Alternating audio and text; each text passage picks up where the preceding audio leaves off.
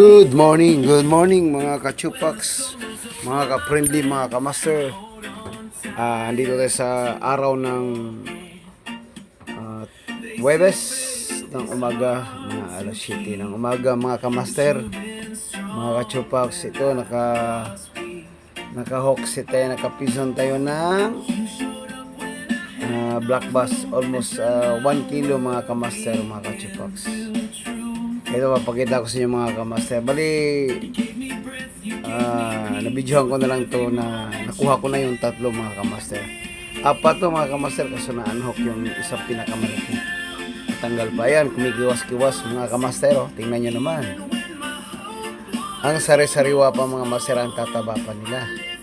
Medyo good size yung pangalawa mga kamaster, yung isa almost 1 kilo. Yung isa medyo maliit ng konti. Ito mga kamaster, mga ka-chupax.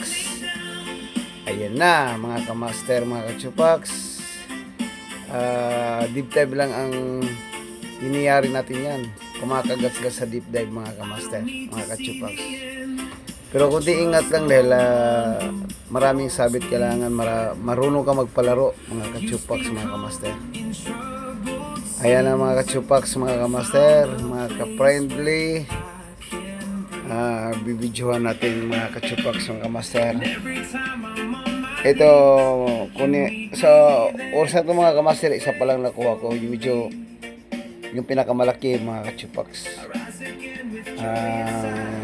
Tatanggalin natin siya sa hook na nakakabit pa rin sa bunganga niya mga ka-chupax. Ayan mga ka-chupax, kumikiwas-kiwas.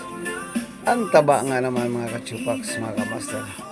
Yung ilang ang ginamit natin dyan. Talagang bend na bend. Napakabigat. Sinuksok pa niya ako sa batuhan. Kala niya siguro di siya makakalabas. Yun naman, kaya naman natin na ilabas dahil matibay yung line natin tsaka yung pagtay natin ng braided line tsaka leather line. Wala siya nagawa mga ka-chupax. Nailabas rin natin siya. Pero medyo may katagalan ng konti dahil sinuksok niya talaga. Ayaw na niyang lumabas. Ayaw niya magpahuli. Pero ayan. Ayan na siya. Talagang wala siya nagagawa mga ka-chupax. Nakuha pa rin natin siya. Salamat.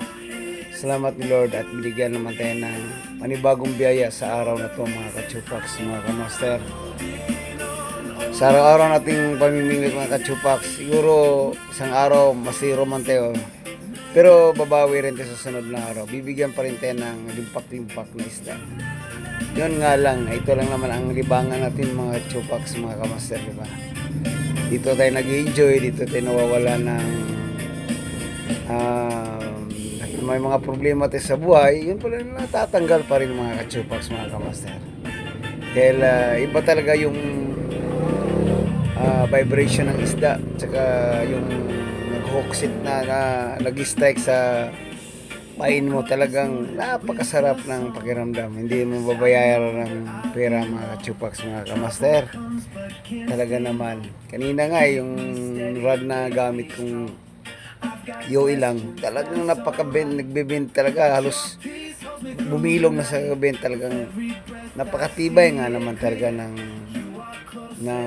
ultralight ko mga ka-chupax, mga kamaster. Talagang satisfied talaga, proven na talaga dahil marami ng isda ang kinuha nito kahit napakanipis ng rod na to, napakatibay.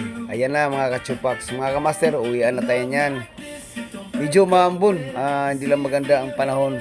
Naabutan ako ng ulan. Sana madagdagan pa mga ka-chupax, mga kamaster, pero uwi na tayo dahil medyo tanghali na rin at